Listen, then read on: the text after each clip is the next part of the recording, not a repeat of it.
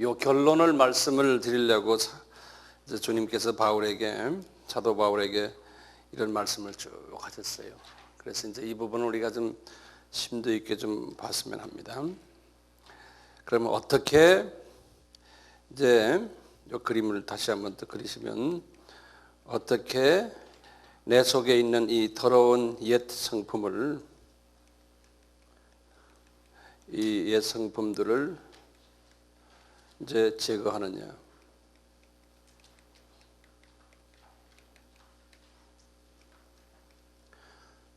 방법론인데요. 이 말씀에서 이제 오늘 가르쳐 주는 걸 그대로 보고 그대로 우리가 묵상하면서 그대로 하면 돼요. 그대로요. 그래서 이제 방법론을 이제 첫째 방법론이에요. 첫째가요. 여기 보면 5장 15절의 말씀이에요. 한번 제가 읽어볼게요. 그런즉 너희가 어떻게 행할 것을 자세히 주의하여 지혜 없는 자같이 말고 오직 지혜 있는 자같이 하여. 우선 첫째 뭐냐면 지혜 있는 자가 되라는 거예요. 그런데 지혜 있는 자의 모습이 뭐냐면요, 거기 15절 다시 보면 너희가 어떻게 행할 것을 자세히 주의하여 보라는 거예요. 그러니까 carefully 어떻게 신앙생활을 해야 될 것을 자세하게 carefully, 그러니까 아주 우선 왜 이런 삶을 살아야 하는지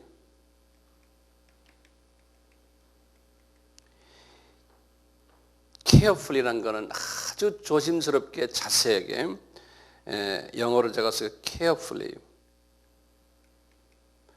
잘 연구하라는 거예요. carefully 잘 연구하고 동기 유발을 하라는 거예요.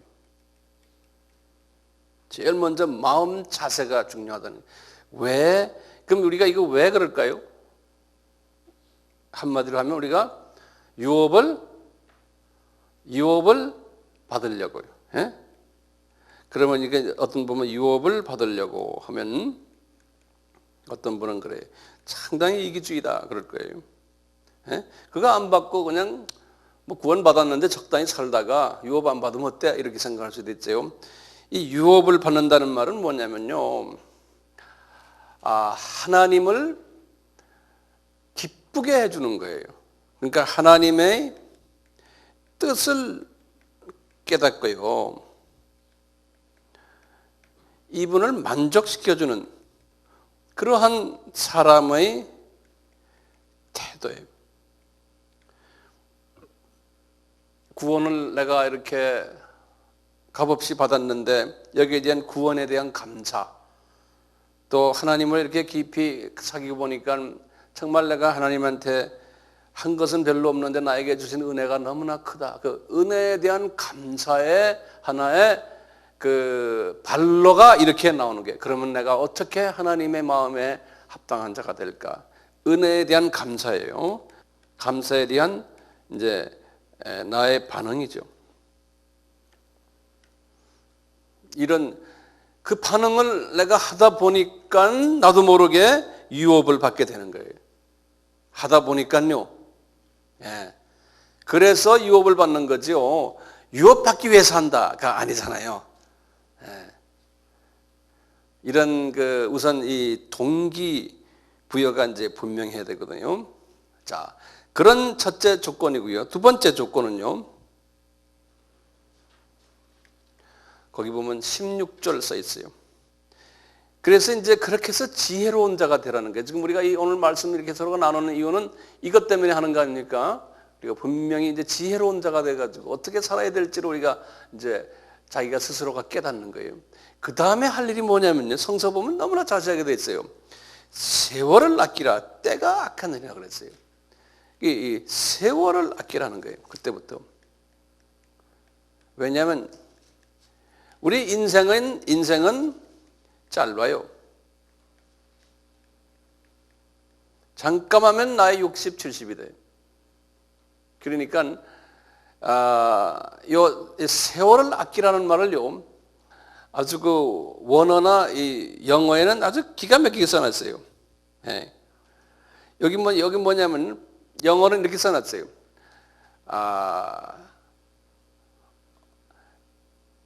Make the most of your time. 이게 무슨 말이냐면요,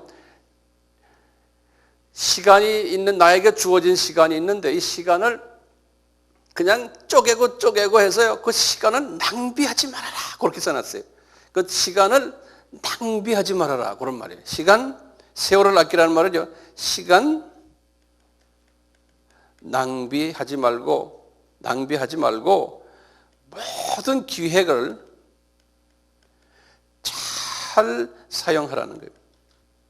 그러니까 동기 유발을 먼저 딱 가진 다음에 이제 내 인생을 어떻게 살아야 되겠구나. 예? 그 내가 이제 인생을 이제 수십 년을 산다면은 내가 어떻게 살아야 될까? 이거 스케줄을 착 짜가지고 거기에 맞춰가지고 세월을 아끼지 말고 잘 세월을 사용하는 거예요. 그 시간 투자를 잘 하라는 거예요. 그게 지혜 있는 자라는 거예요. 그러려면 우리 이런 모든 하나님의 뜻을 알아야 되잖아요. 그래서 우리가 지금 지난번 19강의를 통해서 이 하나님의 뜻을 우리가 한번 섭렵해 본 거예요. 그리고 내가 이제 이렇게 살아야겠구나, 그렇게 하라는 거예요. 17절에 그러므로 어리석은 자가 되지 말고 오직 주의 뜻이 무엇인가 이해하라. 분명하죠? understand 하라는 거예요. 이 어리석은 자가 되지, 어리석은 자는 그러니까 어떤 사람입니까? 그러면 한번 우리 같이 한번 이야기. 어리석은 자는 어떤 사람이에요? 첫째 뭐예요? 어리석은 자는 아니에요. 어리석은 자는 옛 성품을 그대로 안고 있는 사람이에요. 그대로. 그렇죠? 그리고 이것을 옛 성품 가지고 그대로 살려고 하는 사람이 우선. 이것을 없앨 마음이 별로 없는 사람이에요. 그걸 가지고 그냥 여기 부딪히고 저기 부딪히고 있는 사람이에요. 그리고는 이 천국에 대한 비전도 별로 없어요. 그리고 저 나라가 계급사회라는 것도 몰라요. 그게 다 바보들이죠. 크리스찬 바보들이에요. 다시 말하면요, 세상 바보가 아니고요, 크리스찬 바보가 되지 말아라는 거예요. 저 나라는 분명히 이런 정확한 나라이기 때문에 그 나라에 대해서 정확하게 알고서 인생 사는 인생의 시간을 잘 사용하라는 거예요. 여기 방법론이에요. 여기 보면 다 나오잖아요. 이 바울이 지금 말씀하시는 거예요. 네? 방법론이. 자, 그러면서요, 18절부터 보면 이제는 어떻게 그러면 구체적으로 사용하느냐. 이 안에 더러운 것을 없애려면 그 방법론을 우리에게 설명해 주고 있어요. 첫째, 딱 보면요. 옛날 우리 다 들은 이야기들인데 이걸 내가 조직적으로 설명해 주시는 것 뿐이에요. 첫째 뭐라고? 술 취하지 말라. 이는 방탕한 것이니 오직 성령의 충만을 받으라 그랬어요. 이 말은 술 취하는 것 때문에 이야기하는 거 아니에요. 이게 지금 무슨 이야기냐면요, 성령에 취하라는 이야기를 하기 위해서 그래요. 예. 그러면 우리가 성령 취한다는 것이 뭡니까? 그럴 때 우선요, 성령에 취해라. 이 성령에 취한다는 것이 무슨 말이냐면 술 취한 거랑 같다는 거예요. 술을 조금만 먹으면은 내가 마음대로 내 의지대로 할 수 있어요. 술 먹어도 괜찮아요. 그런데 취해버리면요, 완전히 취해버리면, 가끔 제가 이게 저 강남 쪽에 술집 있는데 TV에 보면은 막 길거리 자빠진 사람이 있어요. 술 많이 먹고. 그렇게 되는 거예요. 술 취해서 자기 몸을 가누지를 못할 정도가 술 취한 거예요. 그러니까 누가 그 사람을 가누어요? 컨트롤 누가 해요? 술이 컨트롤하는 거예요. 그런 식으로 성령에 취해라는 거예요. 그러니까 성령이 너를 컨트롤하도록 하라는 거예요. 모든 부분에서요. 성령의 컨트롤을 받는 사람이 되라는 거예요.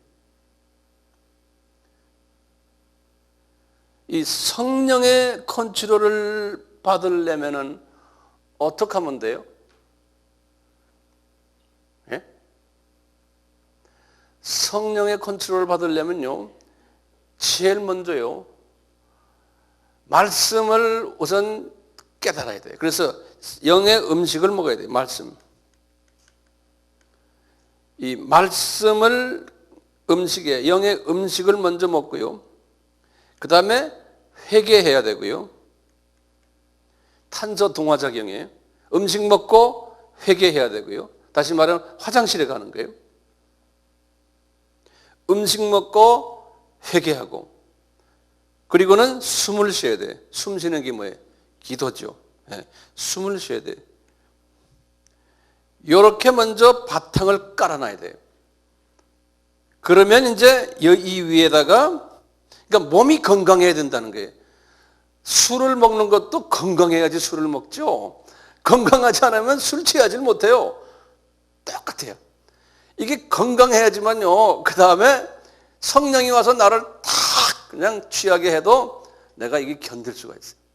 그래서 이 말씀과 이 기도로 숨을 쉬면 내 몸을 건강하게 만들어 놓은 다음에요, 그 다음에 성령님이 와서 나를 취하게 만들어 놔야 돼요. 예. 그러면 아주 건전한 성령 취함이에요. 근데요, 지금 이 부분이 정리가 안 됐는데 성령 취했다 그러면요, 이게 잘못돼요. 그러면 딴 성령이 들어가서 취하게 만들어요.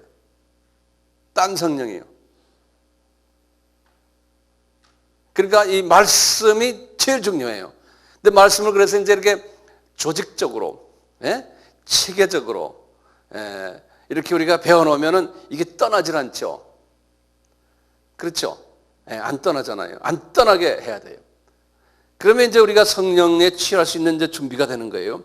자, 이렇게 해놓고요, 성령에 취한 다음에 그 다음에 구체적으로 하는 게 있어요. 이제 19절에 보시면, 시와 찬미와 신령한 노래들로 서로 화답하며 너희의 마음으로 주께 노래하며 찬송하며 그랬어요. 요 말이 무슨 말이에요? 지금 여기 보면 너희 마음으로요, 이제 이렇게 한 다음에요, 이제 하트예요. 마음으로요, 뭘 하냐면 시라는 게 뭐예요? 찬미는 뭐고 신령한 노래는 뭐예요? 우리 찬송가 또는 복음성가가 다 시 아닙니까? 시, 그렇죠? 그 소리예요. 시와 찬미와 신령한 노래로, 신령한 노래라는 것은 어떤 데는 방언 찬양도 들어갈 수 있어요. 영의 노래예요. 방언 찬양. 이런 걸로 해서요, 서로 화답하면서 화음을 잘해가지고, 그래서 어떻게 하라는 거예요? 우리 그렇게 하면 이 음악으로요 하면은요, 나의 이 마음의 문이 열리거든요. 나의 감정을 건드리기 때문에. 그러니까 이 속에 있는 아까 더러운 것들이요, 이게 나올 수 있는 기회를 주는 거예요. 그러니까 우리가 말씀만 가지고는 안 돼요. 이 말씀에다가 이제 액세서리로요, 감정에 그 터치를 해줘야 돼. 그래야 이 문이 열려요. 아랫문, 위에문이 열리면서 이 더러운 것이 나가거든요. 그렇기 때문에 이 찬양이 대단히 중요해요. 찬양도 이 마음속에서부터 나오는 깊은 찬양을 누구한테 찬양하는 거예요? 예수님께 하는 거. 우리 주님께거든요. 예수님을 찬양하고 경배하고 의지하고 예수님의 초점을 맞춰가지고요, 찬양을 하면요, 이 안에 있는 놈들이 나와요. 이 더러운 놈들이. 그렇게 하라고 여기 써 있잖아요. 그러니까 말씀만 가지고는 안 돼요. 그래서 찬양 사역이 굉장히 중요하잖아요. 그래서 요 근래 와서는 찬양이요, 우리가 가지고 있는 찬송가들은 예수님께만 쳐다보는 그러한 찬송이 많지가 않아요. 우리가 가지고 있는 찬송가가요, 우리가 가지고 있는 그 찬송가는 보면은 나의 평안을 위해서, 내 시험 받을 때 내가 어떻게 평안 받나, 내가 어려울 때 소망이 어디 있냐, 뭐 전부 나를 즐겁게 하는 찬송가가 대부분이에요.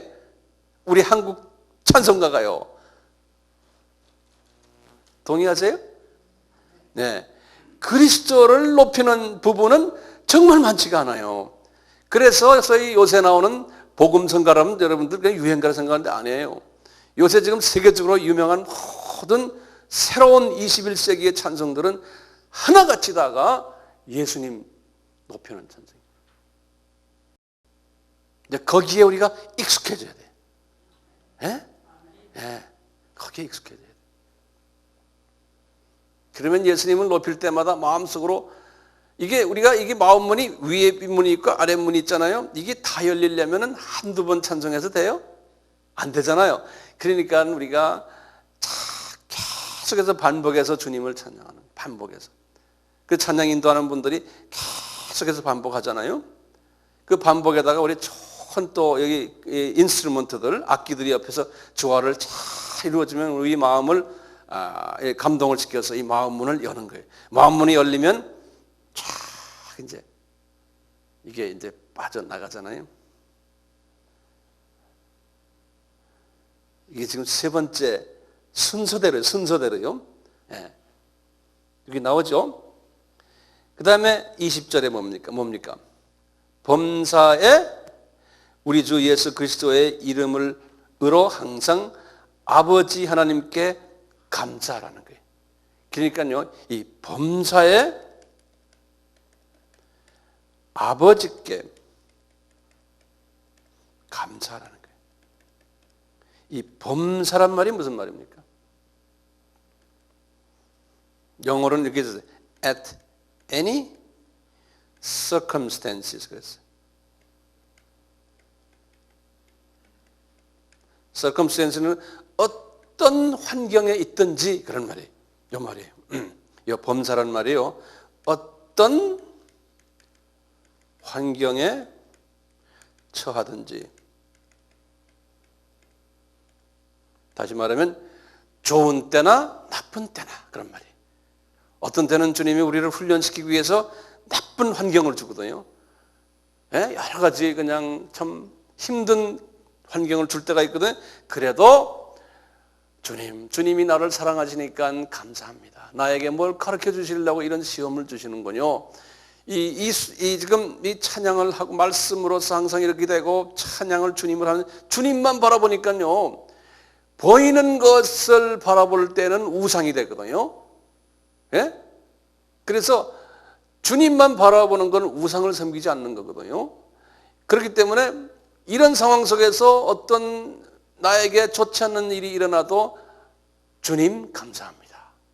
요 감사를. 그러니까 초점을 누구한테 맞추라는 얘기예요? 예수님께 맞추라는 거예요. 초점을. 네.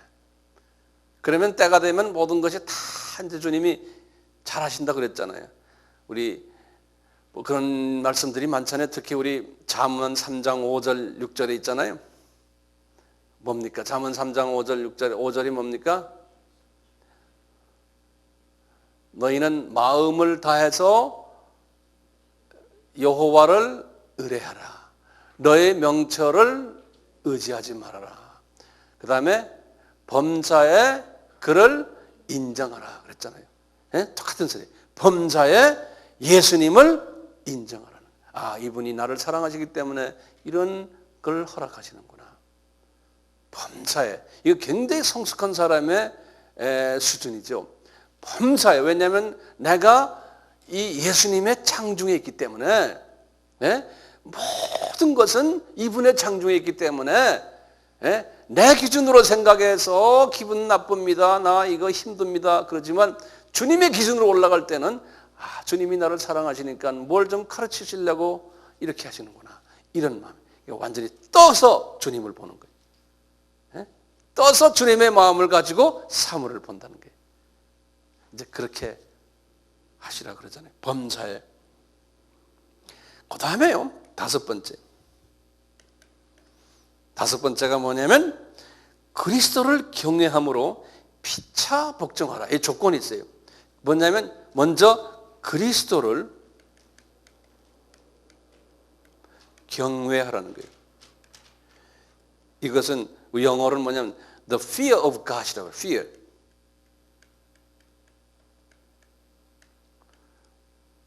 이 그리스도를 경외한다는 말은요, 이건 무섭다, 우리 예수님이 무섭다 이런 말이 아니잖아요.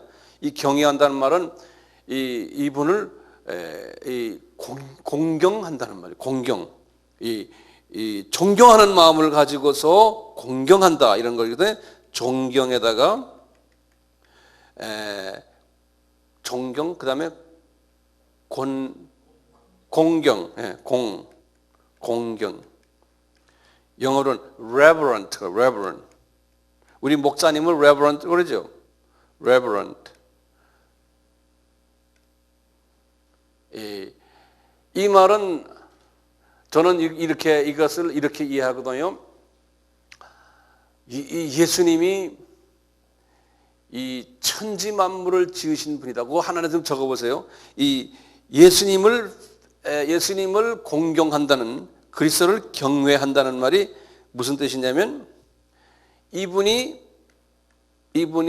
창조주시람을 창조주 되시고 또 이분이 이 모든 우주를 관리하시고 이 모든 우주가 이분의 장중에 있고 우리 모든 생사 화복이 이분의 손에 있다. 예수님의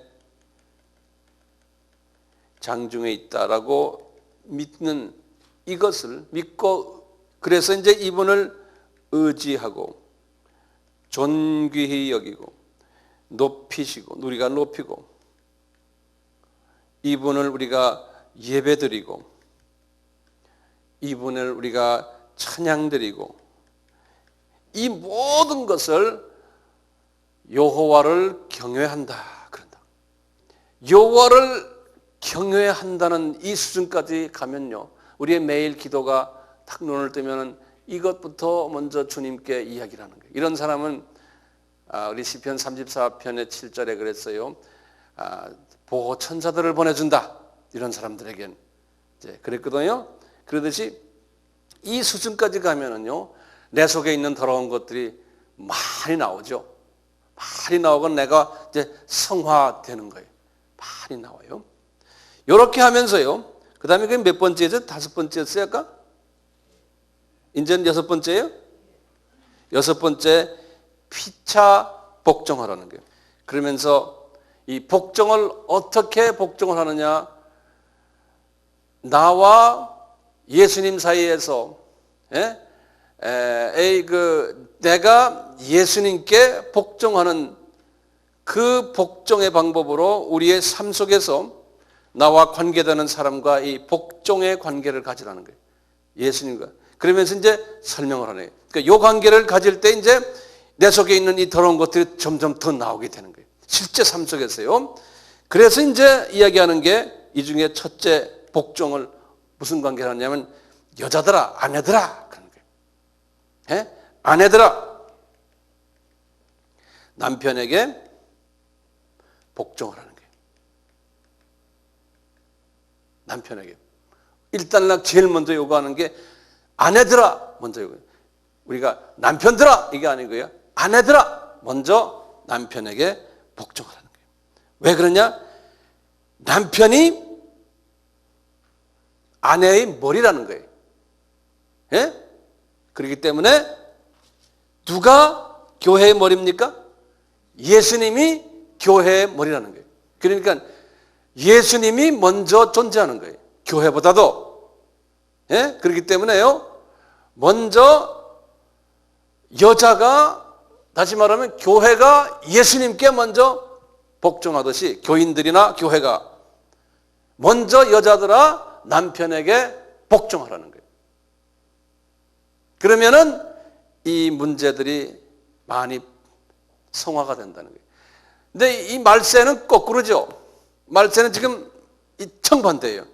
여자의 파워가 점점 더 커지는 거예요. 이 말세는요. 그러니까 여자들이 이 소리 하면 싫어해요. 이게 말세의 징조예요.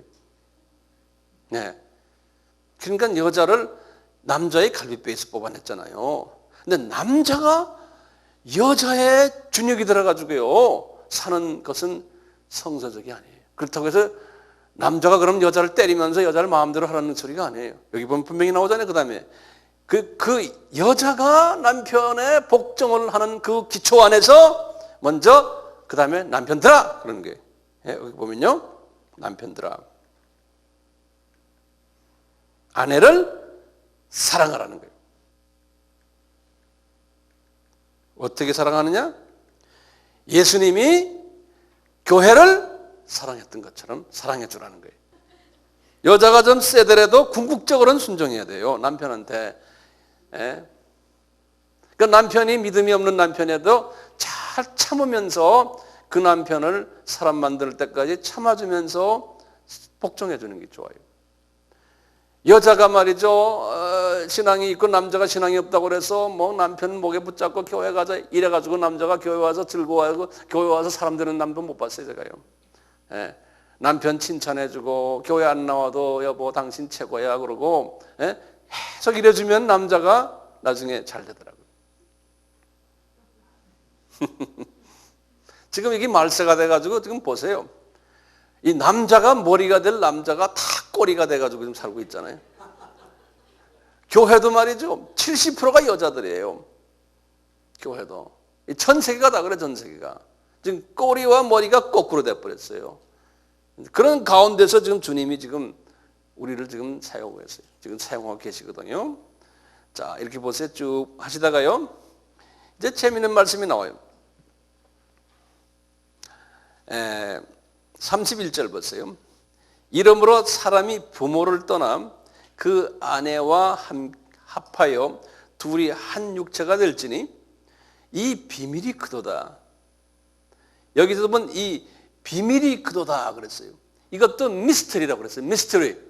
원어를 보면요. 이 비밀이 크도다. 내가 그리스도와 교회에 대하여 말하노라. 자, 이게 무슨 미스터리입니까? 왜 저기 보시면 이제 여자가요. 이제 여기 지금 보면은 부모를 떠나서 아내와 하나 된다고 그랬잖아요. 그렇게 하라 그랬잖아요. 이거 보세요. 이게 예수님이요. 부모를 떠나서 이 세상에 오신 거예요. 예수님이 그래가지고 어떻게 했어요? 우리를 신부로 맞이했어요. 그렇죠? 그래가지고 예수님과 우리 사이에서 영적 아이들이 태어난 거예요. 그러니까 보세요. 우리가 전도를 해가지고 영적 아이들을 만들어내는 사람이 진정한 예수님의 신부예요. 어떤 분들은 실제로 전도를 못하더라도 전도하는 일에 선교하는 일에 나의 한 부분을 맡아서 동참하는 일은 다 예수님의 신부 역할을 하는 사람들이에요. 그래서 우리가 결혼해가지고 아이 낳는 것은 이 비밀이 크다는 거예요. 실은 뭐 결혼 안 하고도 하나님이 아이를 낳게 할 수 있잖아요. 그렇지만 이렇게 해가지고 부모를 떠나서 예수님이 부모를 떠나서 아버지를 떠나서 우리와 연합이 돼서 영적 자녀들을 낳는 이 비밀이 우리 결혼 생활에 그대로 적용된다는 거예요. 그러니까요. 우리는 신부죠. 그렇죠? 우리 신부가 파워가 더 세면 어떻게 해요? 우리 남편 예수님보다. 그게 됩니까? 돼요? 안 돼요? 안 된다니까요. 남편에게 우리가 순종을 해야 된다는 거예요. 우리 주님께 순종을 해야 된다는 거예요. 그러면 예수님이 우리를 사랑하신다는 거예요. 우리 남편 되는 예수님이 너희들은 나가서 자녀들 많이 낳아라.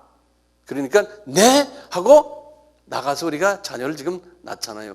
그거 순종을 안 하면 자녀 못 낳잖아요. 그러니까 이 비밀이 크도다. 이제 6장입니다.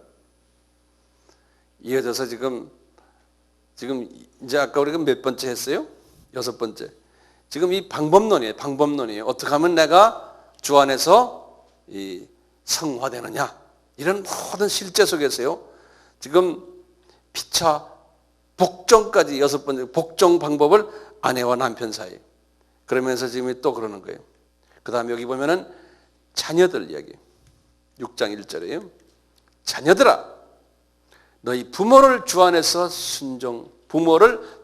순종하라. 이것이 옳으니라 그런 거예요. 자, 이거 보세요. 분명히 자녀들이 부모 순종해야 되잖아요. 영적으로도 똑같아요. 영적으로 우리가 자녀들을 많이 낳았잖아요.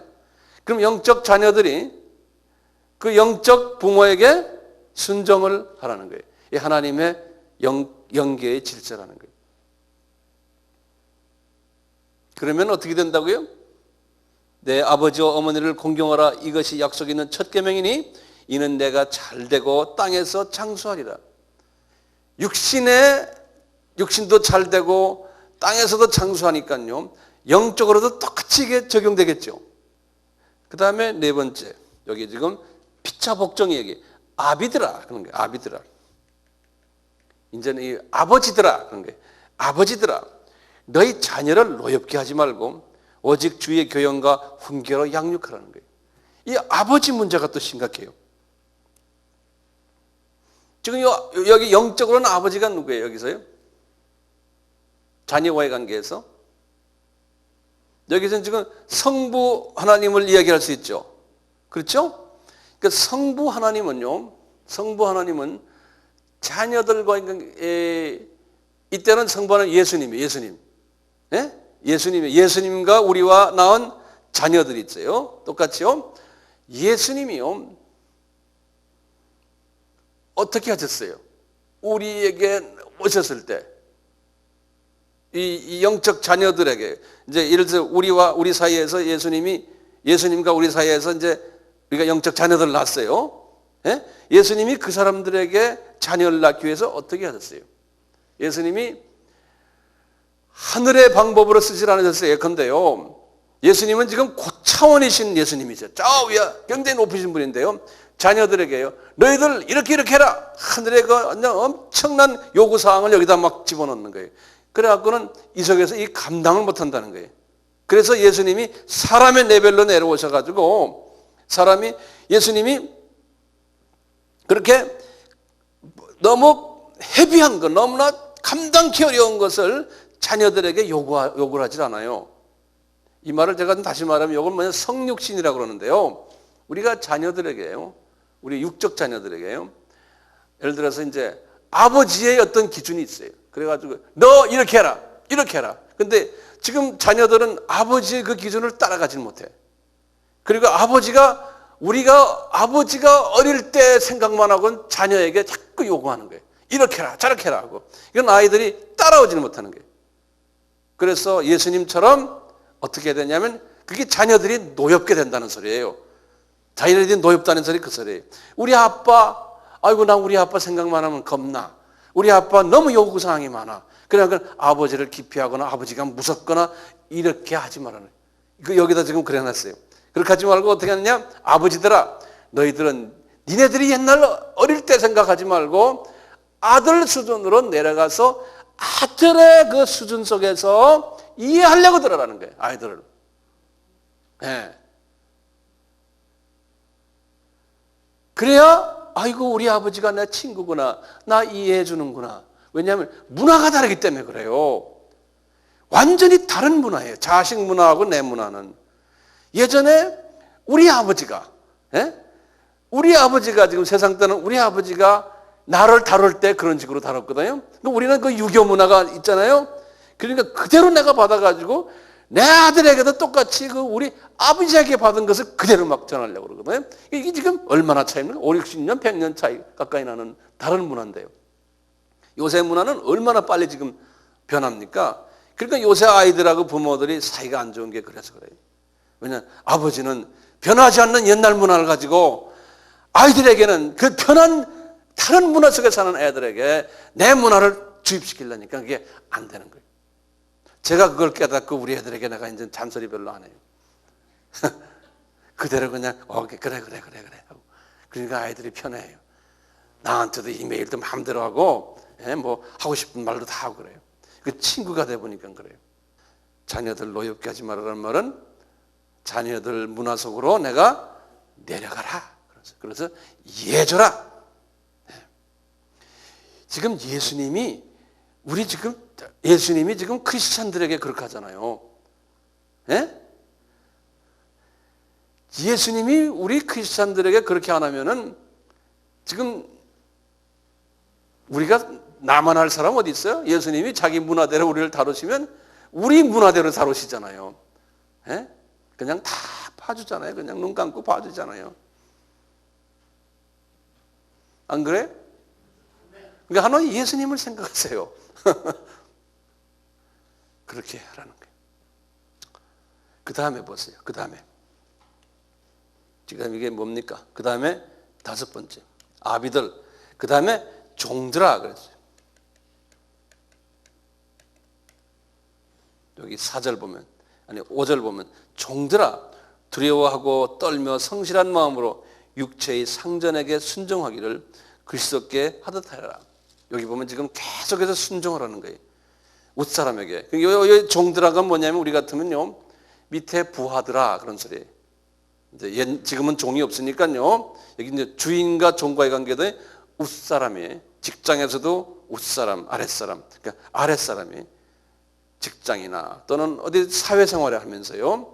항상 밑에 있는 사람들아, 너희들은 성실한 마음으로 육체의 상전에게 순종하라는 거예요. 그런 부하가 있으면요. 어느 상전이 그런 부하를 미워합니까? 굉장히 이뻐하죠. 이건 뭐 말할 것도 없어요. 네.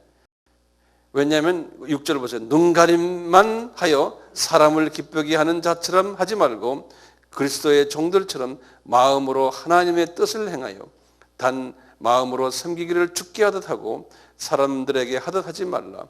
이는 각 사람이 무슨 선을 행하든지 종이나 자유하는 자나 주에게 그대로 받을 줄을 알미라. 하나님이 기억하시건 그대로 하신다는 거예요. 설명 필요 없죠. 그러면서 또 여섯 번째 여기 보면 상전들아 그러는 거예요. 상전들이 또 하는 말이 있어요. 다시 말하면 지도자들아, 회사 사장들아, 뭐 부장이나 이사들아, 밑에 부하들 데리고 있는 사람들이 부하를 어떻게 다뤄야 되느냐. 상전들아, 너희도 저희에게 이와 같이 하고 공갈을 그치라. 그래서 한국말로 공갈이라는 건 뭐냐면 여기 영어로 보면 threatening이라고 해서 말하면 막 이렇게 좀 뭐죠? 위협, 맞아요. 예? 위협을 하면서 하지 말아라는 거예요. 너 이렇게 하면 너 봉급이 떨어진다, 진급 안 돼, 뭐 어떻게 너 해고시킬래, 뭐 이런 식으로 하지 말아라는 거예요. 예? 공갈을 그치라, 아주 멋있는 말이에요. 이는 저희와 너희의 상전이 하늘에 계시고 그에게는 외모로 사람을 취하는 일이 없는 줄 너희가 알미니라. 그러니까 사랑 안에서 하라. 이것은 다 주님이 보고 계시다는 거예요. 나중에 가서 주님께서 그걸 다 갚으신다는 거예요. 요까지가요. 지금 요까지가요. 어떻게 하면은 방법론이 어떻게 하면은 내 속에 있는 이 더러운 것들을 옛사람을 버리고 이 새 사람으로 가느냐의 구체적인 방법을 쭉 설명하신 거예요. 제가 지금 여러분들이 책을 이제 성서를 읽으실 때 어떻게 읽느냐를 이제 방법론을 제가 이렇게 좀 가르쳐 드린 것 뿐인데요. 그러니까 본인이 이제 이 말씀을 자꾸 이제 읽으시면서 묵상하시고 이 말씀 가지고 주님과 대화하시면서 이제 가시면 좋잖아요. 또 중요한 게 그 다음에 있어요. 뭐냐면 지금 우리 마음이 이렇게 해서요. 이렇게 해서 어느 정도 깨끗하게 됐어요. 우리 마음이. 자, 어느 정도 깨끗하게 됐는데요. 요 마음을 항상 잘 보호해야 되거든요. 예? 요걸 보호하지 않으면은 우리가 지금 삶 사는 것이 영계에 살고 있기 때문에 이게 보호를 받지 않으면은 악한 놈들이 덤벼든다는 거예요. 그래가지고 또 잡다한 놈들 여기다 집어넣는다는 거예요. 예? 그래서 보호를 잘 받는 방법을 가르쳐 줄게. 주님이 또 설명하시는 거예요. 어떻게 보호를 받느냐? 우리 마음이.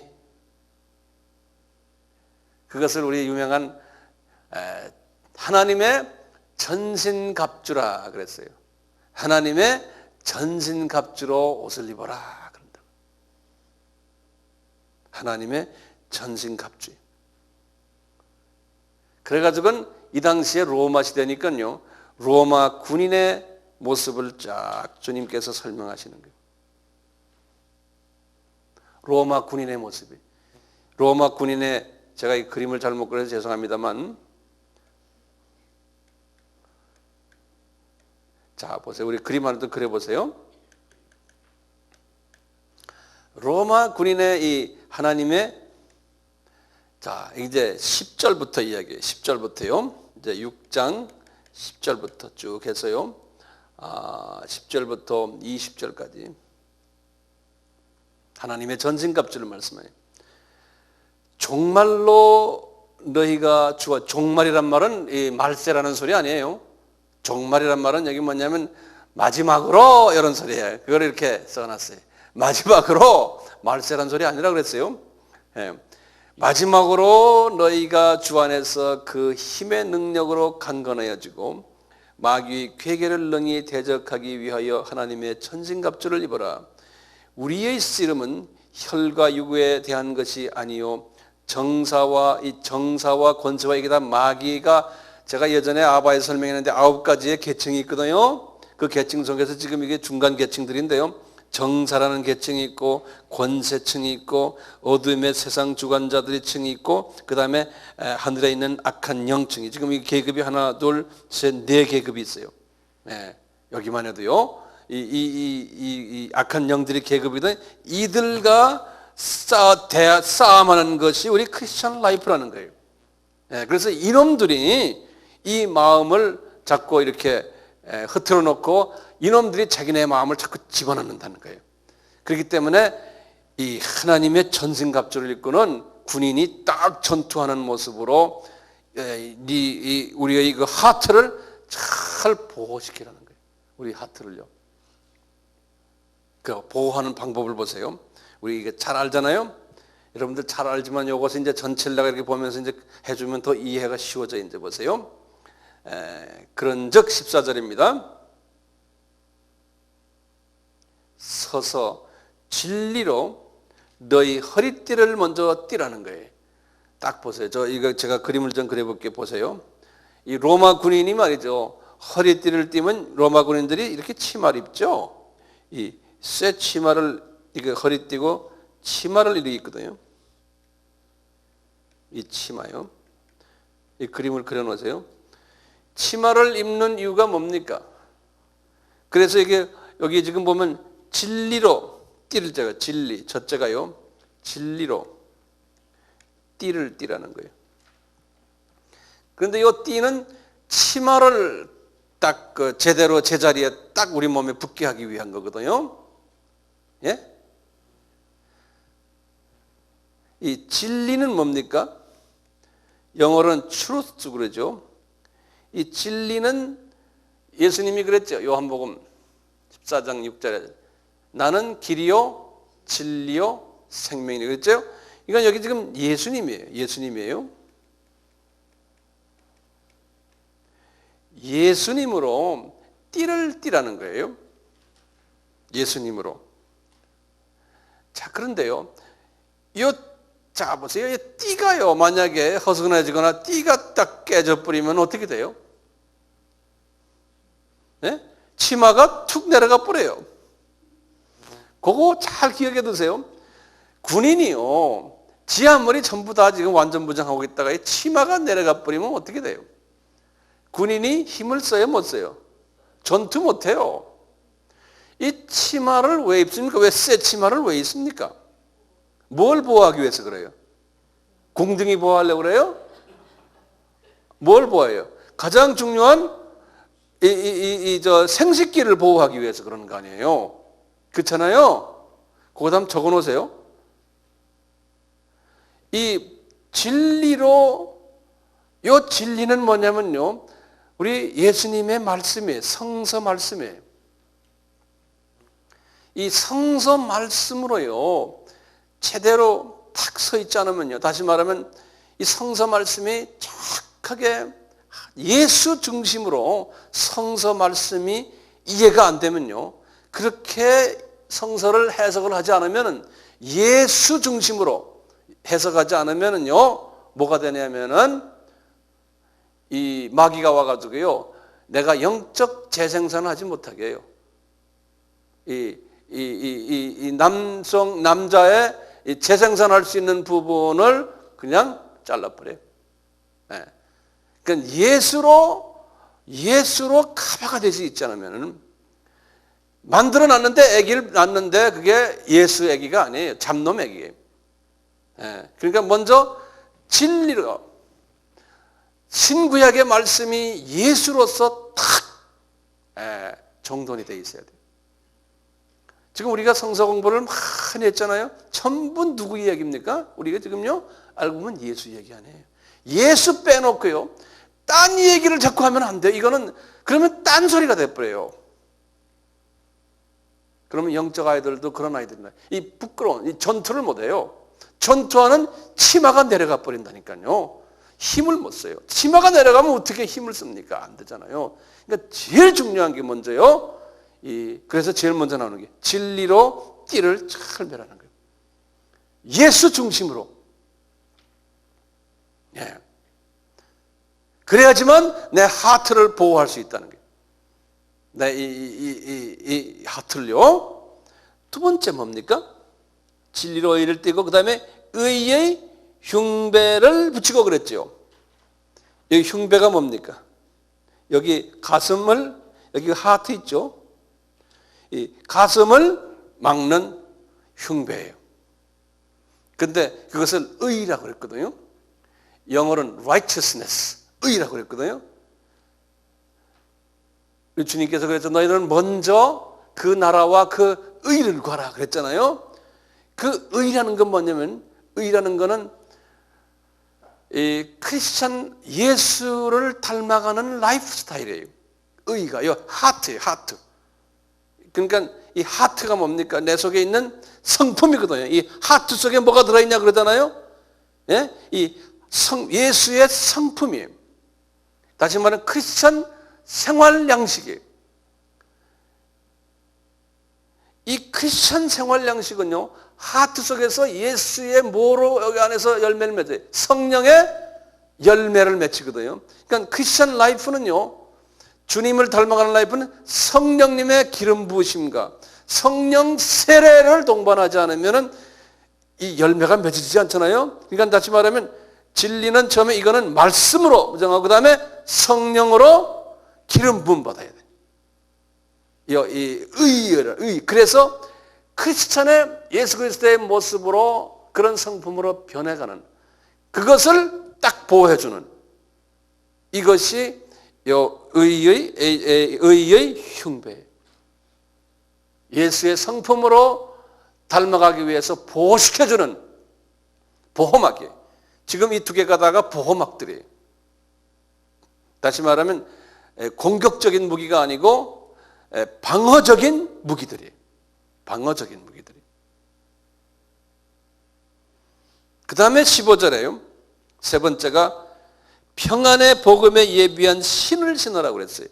그 다음에 여기 신발이 나와요. 신발. 이 신발은 뭐냐면요. 뭐예요? 신발 신고 복음을 들고 평화의 복음 다 들고 다닌다니까 뭡니까? 이거는 전도예요. 전도와 선교예요. 이 삶을 살아야 돼요. 신발 신고 전도와 선교의 삶을 살아야 돼요. 이 우리를 보호시키려면요. 이렇게 하잖아요. 이렇게 하는데 그 다음에 중요한 방패가 있어요. 여기 보면 66절은 모든 것 위에 이 위에다가 뭐가 따라와야 되냐면요. 우리 이 하트를 보호하려면은 실드, 방패, 믿음의 방패를 가지고 있어야 된다. 이 믿음의 방패는 뭐냐면 이렇게 손에 딱 오른손에 지금 방패를 딱 들고 있어요. 이 방패는 굉장히 크잖아요. 이 방패가 제일 중요한 거예요. 이거는 믿음의 방패예요. 이 방패는 이렇게 딱 들고는요. 나머지들은 이게 움직이질 않지만 방패는 이제 360도 도는 거예요. 예? 그 다음에 상하로 움직여요. 그러니까 이쪽에 지금 보면 이로써 능히 악한 자의 모든 화전을 소멸한다고 그랬죠? 악한 영들이 와서 공격을 할 때요. 지금 이 전에 있는 이 띠와 신발과 그 다음에 이 흉패를 보호시켜주는, 예? 이것인데 그때 탁탁탁탁 막아주는 거예요. 이게 뱅뱅뱅 돌아가면서 말이죠. 근데 제일 중요한 게 이놈들을 보호하려면은 믿음이 있어야 된다는 거예요. 그러니까 믿음이 대단히 중요한 거예요. 믿음이란 게 뭡니까 도대체? 무엇을 믿는 거예요? 지금 이걸 하면서 이것이 지금 마귀가 덤벼들 때요. 예? 갖다만 대면 저놈들이 다 떨어져 나간다는 믿음이에요. 예? 그러니까 뭡니까? 우리 예수님은 뭐든지 다 할 수 있는 그런 분이라는 걸 내가 믿는 거예요. 이게 대단히 중요한 거예요. 예수가 뒤놈들이 올 때 탁탁탁 갖다 대니까 다 쓰러지는 거예요. 이 믿음이에요. 그러니까 우리 예수님은 뭐든지 할 수 있다. 예? 하나님이시다. 저 마귀들은 저놈들은 아무것도 않는 쫄개들이다. 저것들은 이것을 믿는 거예요. 이 믿음이요. 이게 할 수 있다라는 믿음인데 예수 안에서는 할 수 있다는 믿음이에요. 그리고 우리 예수님은 창조주시고 너희들 이 마귀 새끼들아 너희들은 다 이건 쓰레기들이다 이놈 자식들. 이거를 그냥 대단히 믿는 거예요. 이 믿음. 그러면 그냥 저기서 날라오려면 탁 갖다 대, 탁 갖다 대, 탁 갖다 대. 그냥 다 쓰러지는 거예요. 이런 믿음을 가지라는 거예요. 그리고는 이제 머리를 보호하는 구원의 투구. 구원의 투구를 탁 쓰는 구원.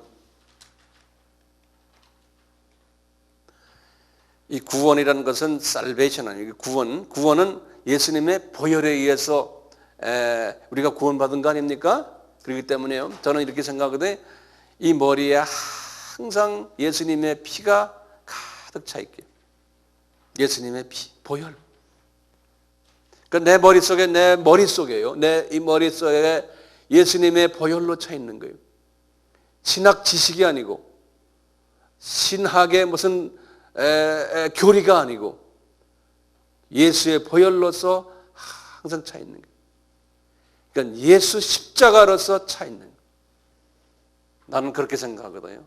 그래서 이 투구가 투구가요. 이 머리 구조가 예수의 보혈로 십자가로서 꽉 차 있는 그런 사람이에요. 그러면 이게 보혈로서 이렇게 차 있으니까 그놈들이 덤빌 수 있어요? 못 덤벼요. 보혈이 딱 차 있으니까요. 그런데 요새는 우리가 신학을 한다고 하면서 예수의 보혈보다는 잡다 신학 논리, 이론 잡다한 것으로 차 있잖아요. 교회도 성경 공부도 보면은 어떻게 하면 성공하는가, 어떻게 하면 어떻게 하면 이렇게 하느냐 이런 걸로만 가르쳐 주죠. 예수 보혈을 우리가 머릿속에 안 집어넣습니다. 그러니까 마음대로 공격하는 거예요. 이놈들이 마음대로 공격하는 거예요. 그 다음에 보세요. 구원의 투구와 성령의 검, 곧 하나님의 말씀을 가지라. 이 성령의 검이 어디서 나옵니까? 내 입에서 나오는 거예요. 성령의 검이. 그래서 우리 그 천국 이야기할 때 한번 우리 이야기했었죠. 웬 사람이 천국에 올라가 보니까 그 메리 백스라는 그 사람이 그랬잖아요. 입에서 말이 나오는데 검이 막 나오더라는 거예요. 양날 달린 검이 막 날아가더라는 거예요. 그러니까 우리가 이 마귀들, 저놈들 쫓아내려면 우리가 입으로 한마디만 하면 그냥 검이 날아가서 그놈들 다 쫓아내고 하는 그런 능력을 우리가 가질 필요. 이제 입을 내가 그립니다. 입에 여기에 성령의 검이 나가는. 그게 다 이게 무장된, 완전 무장된 하나님의 전신갑주라는 거예요. 그리고 거기다 대고 이제 성령의 검에다 그 다음에 10절에 우리가 이제 모든 기도와 간구로 하되 무시로 아무 때나 성령 안에서 기도하고 성령 안에서 기도하고 이를 위하여 깨어 구하기를 항상 힘쓰며 여러 성도들을 위하여 구하고 또 바울이 나를 위하여 구해달라는 거예요. 왜냐하면 내가 말씀을 받아서 나의 입을 벌려서 복음의 비밀을 담대히 알리게끔 할 수 있도록. 그러니까 바울이 지금 나를 위해서 여러분들이 기도해달라는 거예요. 예? 그러니까 우리가 지금 이런 무장한 다음에요. 그 다음에 기도를 입을 열어서 기도할 때요. 예? 자기를 위해서도 기도하고 그 다음에 이웃을 위해서도 하나님의 종들을 위해서 이렇게 탁탁탁탁탁 기도를 하면은 이 칼날을 보내면은 예를 들어서 이분들이 지금 바울을 위해서 바울이 감옥에 있는 바울을 위해서 탁탁 칼날 보내면 그 칼날 이 검이 말이죠. 바울 주변에 탁탁탁탁 모여서서 이 나쁜 놈들이 바울을 공격을 못하는 거예요.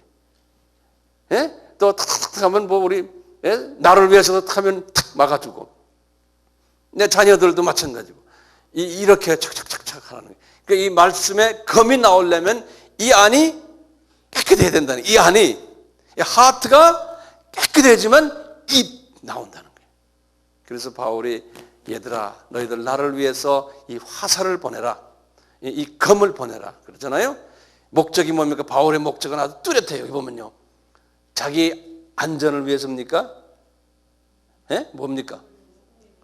복음의 비밀을 담대히 전할 수 있는 종이 되도록 위해서 나를 이렇게 위해서 기도해 달라는 거예요. 그러니까 그리스도의 비밀이죠. 예? 그리스도의 비밀은 이분에게는 이방인들 복음화예요.